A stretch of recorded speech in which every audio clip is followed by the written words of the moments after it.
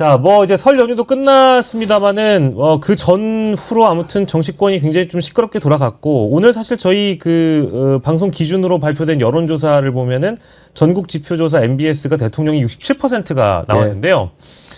네. 국민의힘이 17%가 나왔어요. 17%. 야, 이건 근데 국민의힘은 이 정도면은 이 제2당으로서, 그러니까 제1야당, 제2당으로서의 가치가 있는 정당인가 의심스러울 정도거든요. 가장 큰 문제점은 뭐라고 보세요? 선생님께서. 남의 말을 하나 인용해야 될 것 같은데, 네네. 얼마 전에 유튜브 이렇게 보다 보니까 조갑재 씨가 이제 어느 방송에서 나와서 이 얘기 저 얘기를 해요. 네. 국힘 얘기를 하더라고. 듣는데, 그 얘기가 아직도 귀에 아른아른한데, 살다 자살하는 정당은 처음 본다고. 그냥 스스로 막 죽어요. 근데 맞는 말이에요. 예. 뭐 거기도 뭐 근거가 있겠습니다만은 모든 것이 다 자살골이다. 그런 얘기 아니겠습니까? 스스로 죽음의 길을 택해 가는 건데 죽는 줄 알기야 알겠죠. 근데 어쩔 수가 없는 상태로 이제 그렇게 가는데 이제 지지율이야 이제 등락이 여러 정치 환경에 따라 있을 수 있고 없고 그런데 그 17%가 누구냐에 대한 분석이 굉장히 중요하죠. 네네. 그러니까 관성적으로 찍는 이제 특히 고향 의식이 강해서 경상도는 나라를 팔아먹어도 국힘이야 뭐 하는 사람들 있잖아요. 그렇습니다. 그런 사람들도 있고 그다음에 이제 새로 당원에 많이 추가됐다고 하는 젊은 이제 극우적 가치관을 가진 굉장히 많더라고. 네네. 등등이에요. 그러면 여기서 뭐가 빠져나갔느냐? 17%라고 하면 그들도 한 50%쯤을 굉장히 오랜 세월 점하던 나라가 이제 3분의 1 토막이 난 거 아니에요? 그렇죠. 누가 빠져나갔는지를 분석하고 그 중에 또 누가 민주당 쪽에 붙었는지를 이해하는 건 굉장히 중요한 일 같아요. 근데 이거는 과학적인 지표로 내기보다는 여러 가지 그 사회심리적으로 이해하는 게 굉장히 필요한 것 같은데, 10년 전, 20년 전, 혹은 너무 멀리 가나 한 30년 전에 고향도 떠나서 뭐 이것저것 다 떠나서 우리나라에서 좀 살만한 사람들. 그러니까 뭐 경제력이 좀 있거나 학력이 좀 괜찮거나 뭐 지위도 있고 남의 인정을 받아. 그런 사람들에게 정치얘기를 할 때 내가 내 당이라고 여기는 당이 어딜까? 언제나 국힘 그 전신의 당들, 한나라당 뭐 이런 쪽이었어요. 정치색하고 상관없이 나는 좀 점잖은 사람이다 하면 그쪽을 찍어야 됐었어. 그걸 다시 정리해서 말하면 사회 주류층. 이 주류 사회가 내 당이라고 여기는 당이 국힘 계열이었다고요. 그래서 이게 변하고 있는 것 같아요. 이게 변하고 있다고. 그러면 주류 정서가 바뀌어간다는 말씀처럼 들리는데요. 그렇죠. 사회 주류라고 여기는 사람들, 뭐 나쁘게 부정적으로 비판적으로 얘기할 때는 기득권층이라고도 하고, 또 뭐 여러 형태의 언어가 있겠지만 하여튼 주류 세력이라고 할 수 있는 사람들이 존재한단 말이에요. 그럼 뭐 거기에는 고장도 섞여 있고 학벌도 섞여 있고 다 있다고 쳐. 그 국가, 사회 공동체에서 주류적 흐름이 어디에 있는가가 어마어마하게 중요한데, 국힘은 지금 지지율 퍼센트가 중요한 게 아니라, 주류 세력으로부터 완전히 이탈하고 있는 게 아닌가. 예컨대 지금 큰 기업들을 운영하는 사람들이, 그 전에 당연시 여기던 국힘이 우리를 돌봐주는 거고, 내 당은 국힘 쪽이야. 정치색을 안 드러내더라도, 그런 심정적 동화의식이 이제 느껴질까?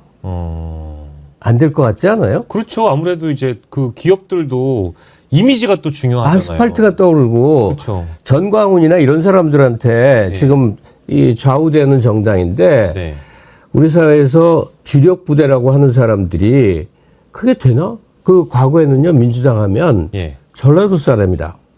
또는 뭐 운동권이다 뭐 한 맺힌 사람들이 분풀이하는 곳이다. 지금 누가 민주당을 그렇게 생각을 해요? 그렇죠. 완전히 변화했죠. 마치 사회 주류의 이동이 확인되는 과정이다. 그러니까 어느 선 정도를 그 뭐랄까 심리적 간극 내지는 정서적 간극을 너무 멀리 떨어뜨리지 않게끔 과거의 주류 기득권들이 국민의힘을 받아들일 만한 어느 정도의 선이 유지돼야 되는데 뭐 윤석열 1심 선고가 무기징역이 나와도 이거는 내란하고 비상계엄이 다르다라는 식으로 언급을 하질 않나. 절연 못하겠다고 하지 않나. 극우적인 인사들이 오히려 더 이 당내에서 부각을 받고 오히려 좀 더 상식적인 사람들은 다 내쳐지는 과정들을 바라보면서 이 기존에 있던 주류층들이 국민의힘에서 멀어지고 있기 때문에 그럼요. 이렇게 지금 17%의 지지도를 기록하게 됐다. 이거 저번 대선 때도 봤지만 그들이 다 민주당으로 온 게 아니라는 거는 그 당시 입증이 됐어요. 예. 41% 정도에서 반은 의견 유보층이 된 거래요. 네네.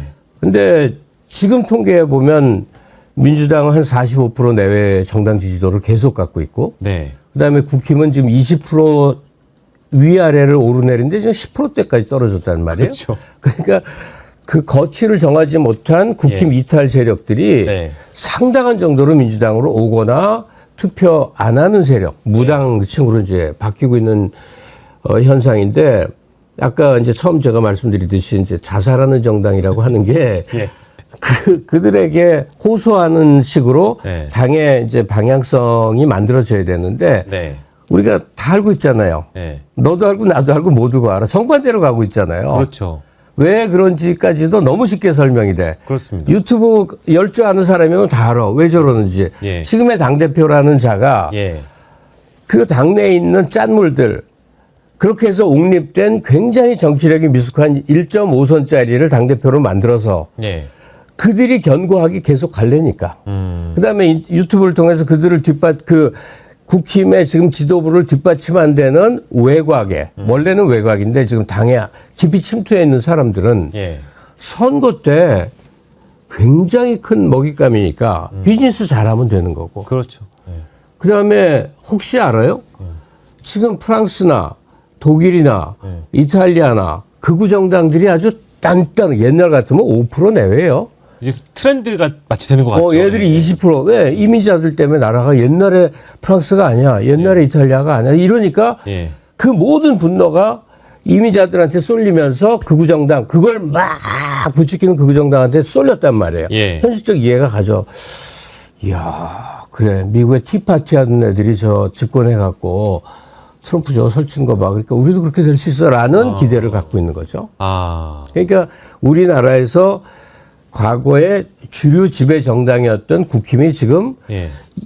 아주 특이한 소수 짠물들만이 남아서 당권을 딱 쥔 가운데 극우 정당으로 가도 괜찮아. 예. 유럽 봐. 네. 미국 봐. 집권했잖아. 네. 우리도 그렇게 가면 집권할 수 있어라는 예. 일종의 망상을 품고 있는 거죠. 왜? 유럽과 한국이 다르다는 거에 대한 인식이 그들은 없나? 한국은 그냥 위기의식이 닥칠 때 어떤 사람들이 중심에 서서 그 나라를 건져왔던가의 역사를 보면 안단 말이에요. 예. 그러니까 우리가 빛의 혁명이라고 부른 사람들의 주력이 누구냔 말이에요. 그들이 극우로 변한다고? 택도 없는 소리죠. 그렇죠. 네, 그러니까 세 번째 말하네. 자살하는 장면.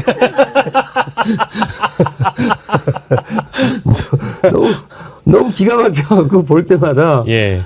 그 국힘에도 정상적인 사람들이 있을 텐데 예. 그들이 표현은 못해도 속으로 예. 얼마나 조갑재 씨가 제가 그 한동훈 쪽을 뭐 지원하는 외부 인사인 거는 뭐 익히 알고 있습니다만 그래도 네. 이제 방송에 여기저기 나와가지고 국민의힘 내부 비판을 할 때는 상당히 좀 매섭고 네. 날카로운 비판 많이 하시더라고요. 원래 이제 그렇게 말씀하시는 분이니까.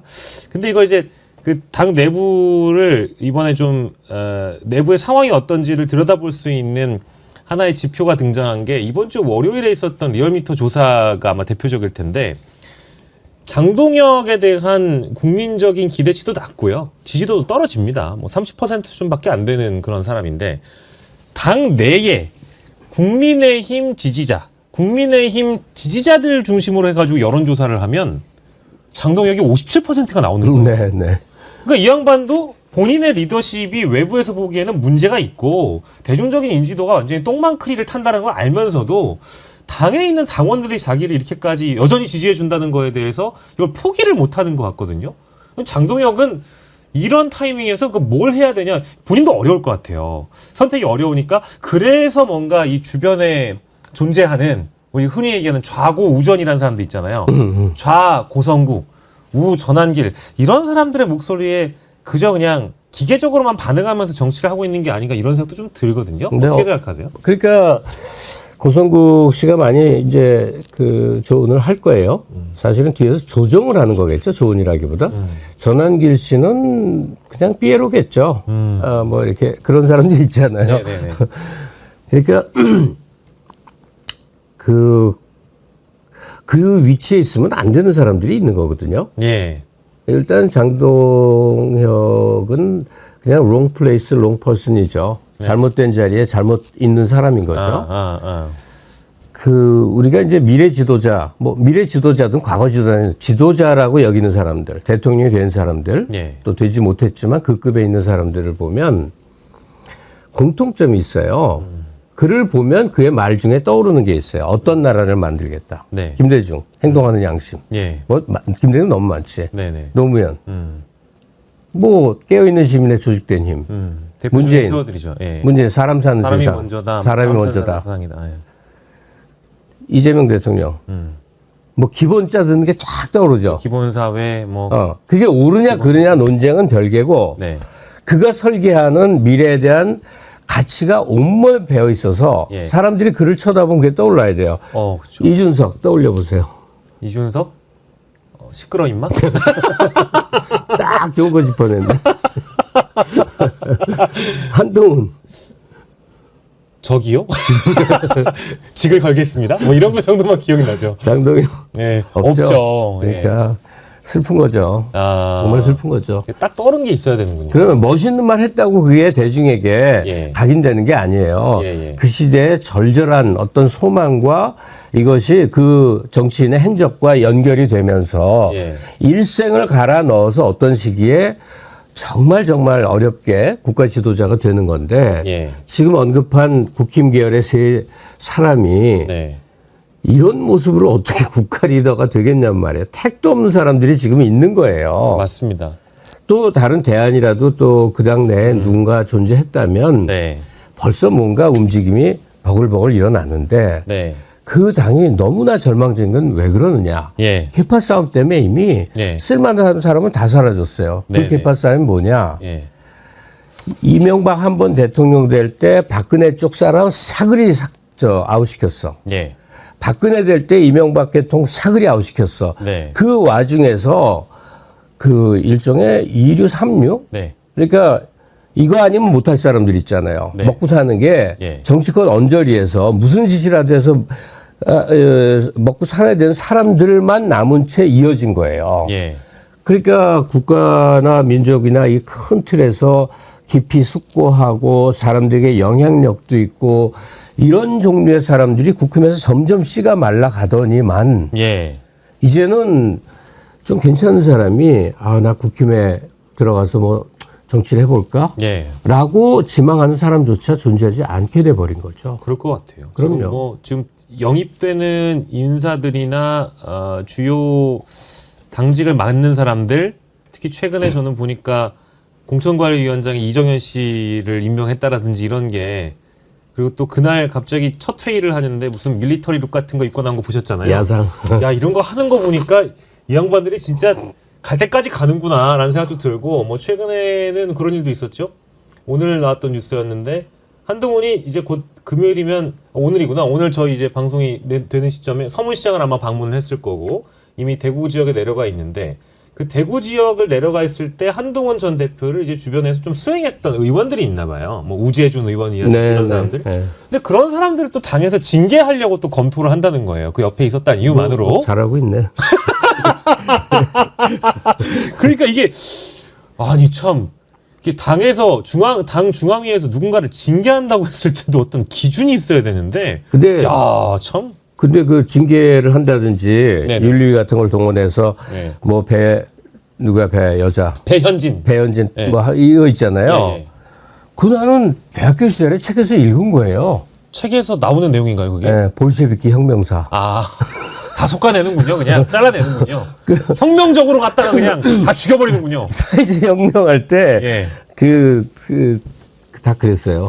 근데 지금 21세기 지금 우리가 그걸 볼 거예요. 이 장동혁 친장계 내지는 당권파 입장에서는 그냥 안 맞으면 다 그냥 잘라내는 혁명적인 조치를 하는군요. 네, 그러니까 장동혁 씨가 볼셰비키 혁명사에 대해서 깊은 이해가 있을 것 같지는 않고 호성국이 그런 이제 공부를 하고 네. 실제 활동을 했던 사람이어서 네. 30년 전 학생 운동의 흔적이 이제 뇌리에서 한번 들어가면 안 박히는 거 있거든요. 예. 그냥 이 문신처럼 이제 새겨진 어떤 조직 논리, 예. 조직, 뭐 대중성, 뭐 이념, 뭐 하여튼 몇 가지 주요해서 선전선동을 하고 내부는 어떻게 다지고 하는 운동의 기본적인 틀거리가 있는데 예. 그거 지금 하고 있는 거예요. 아. 국힘에서 지금 그걸 하고 있다고. 신기한 사람들이에요. 근데 재밌지 않아요, 이런 얘기? 아니, 그쵸. 저는 이제 보면서 앞으로 더 열심히 이 방향으로 갔으면 좋겠다. 그러니까 한국인의 예. 이 두 가지 두점쿠가 있어요. 먹으면 너무 맛있는 두 가지가 주식 얘기하는 거하고 예. 국힘 얘기하는 거예요. 해도 즐거워. 어떻게 앞으로 더 자살하고 자멸할 건지. 근데 이제 그 단도직입적으로 이건 여쭤보고 싶네요.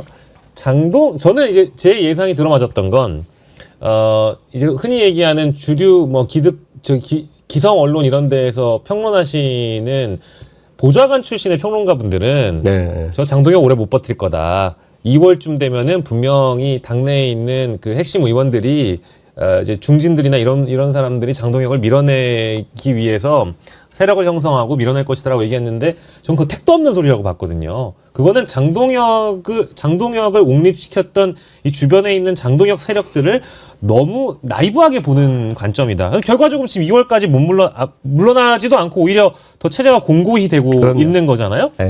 그러면 지방선거는 이제 목전에 있고 네. 그러면 결국 당 지도부는 지방선거의 성적을 가지고 평가를 받을 텐데 17%짜리 정당이 이번 지방선거에서 이긴다는 거는 불가능한 얘기고 패배를 하면 저는 철저하게 패배할 거라고 보거든요. 그러면 장동혁의 자리도 위태로워지는 거 아닌가. 장동혁의 거취는 어떻게 될 건지 어떤 미래가 좀 그려지세요? 그렇게 염려가 되세요? 염려는 아니고 전 더 했으면 좋겠어서 혹시나 물러날까 봐 걱정돼서 그렇습니다. 그러니까 더 해서 더 나빠지면 우리가 뭘 기대해야 되느냐. 예. 우리 뇌리의 고정관념을 좀 이제 버려야 될 때가 됐다. 예. 그 고정관념은 뭐냐면 정치 안정을 우리는 한 70년 동안 뭘로 봤냐면 네. 안정적인 양당제에서 찾았어요. 예. 보수정당, 진보정당. 진보 보수 정당 이렇게 붙인 거는 얼마 안 돼요. 이명박 때부터 그래요. 예. 그전에는 이제 영남당, 호남당이었어요. 예. 근데 양축을 이루는 구도가 지금 가능하다고 생각하는가. 아. 지금 국힘이 가는 길이 예. 한국 사회의 보수적 가치와 신념 방향성을 담지하고 있는가. 예. 아닌 것 같죠. 아닌 것 같아요. 네. 네. 그래서 이제 다른 모델을 찾자는 거예요. 그러면 많은 사례가 있는데 익숙하기 때문에 제가 이제 기회가 되면 얘기하는 게 그 일본이 2차 대전 후에 그냥 완전히 박살이 난 나라가 네. 빠른 속도로 이렇게 확 그 성장을 한 거에는 네. 이유가 있단 말이에요. 예. 그렇잖아요. 예. 뭐 그냥 도쿄가 벽돌밖에 없는 세상이었다고. 예. 거기에는 정치적 요인도 상당히 있는데 지금 젊은 층들은 지금 자민당하고 떠올리면 되게 한심한 당이 떠오를 거예요. 그렇죠. 좀 일본- 이상해. 예. 그런데 54년에 결성된 자민당에 예. 50년대, 60년대, 70년대 해서 그 당 중심으로 그 안에 다 있어. 진보, 보수, 여당, 야당, 테크노크라트, 지식인, 뭐 운동권, 뭐 샤그리 거대 지배 정당이 엄청나게 효율적으로 20년, 30년 동안 일본을 세계 넘버 2로 만들어 놓은 거예요. 예. 그 후에 근데 그 당이 해산하면서 다시 어떻게 안 변해서 지금 이 모양이 된 거지. 예. 그 우리도 참조할 수 있는 게 예. 하나는 그래 국힘하고 어떻게 정치 논의를 해보려고 그래도 안 돼. 지네들이 발의한 법안도 통과를 하려면 자리에 없는 사람들이야. 네네. 뭘 하는 사람들인지 모르겠어. 예. 그러면 민주당이 자임을 해야 된다. 민주당 세를 차라리 키워서 예. 과거 일본 자민당에 좋았던 시절처럼 예. 이 안에 진보 보수 여당 야당을 다 물어봐서 그 뭐 요즘 이제는 언론에서 유행하더라고 1.5당제가 이제 그걸 의미하는 거죠. 아. 그 국가의 성장 과정에서 때로는 그런 시기가 있을 수도 있는 거예요. 예. 그게 잘못된 것도 아니고 뭐 이상한 것도 아니에요. 예. 한 10년 길게 보면 한 20년? 예. 그런 세월이 지금 우리에게 필요하지 않는가? 아. 그러니까 한국의 지적 수준, 경제적 수준, 문화적 수준은 거의 날아오른 나라잖아요. 예, 예. 날아올랐는데 네. 이 기준에 도저히 못 미치는 사람들이 왕년에 권력을 독점하던 세력들이었어. 예. 이 사람들 미끄러지는 걸 어떻게 구제를 할 수가 없다고. 그렇죠. 근데 그 성장의 흐름을 지적으로나 뭐 여러 가지 점에서 타고 있는 세력들이 있다면 그들이 다 만들 수밖에 없지 않겠는가. 예. 저도 동의합니다. 만약에 그런 1.5당제에 대한 꿈을 갖고 있다면 사실은 민주당 지지자들도 관점의 대이동이 필요한 거예요. 아. 그러니까 내 마음에 드는 소수의 강고한 그 정치 세력이 아니라는 점에 대한 이해. 예, 예. 그러니까 당 안에서 싸우는 거지. 예, 예.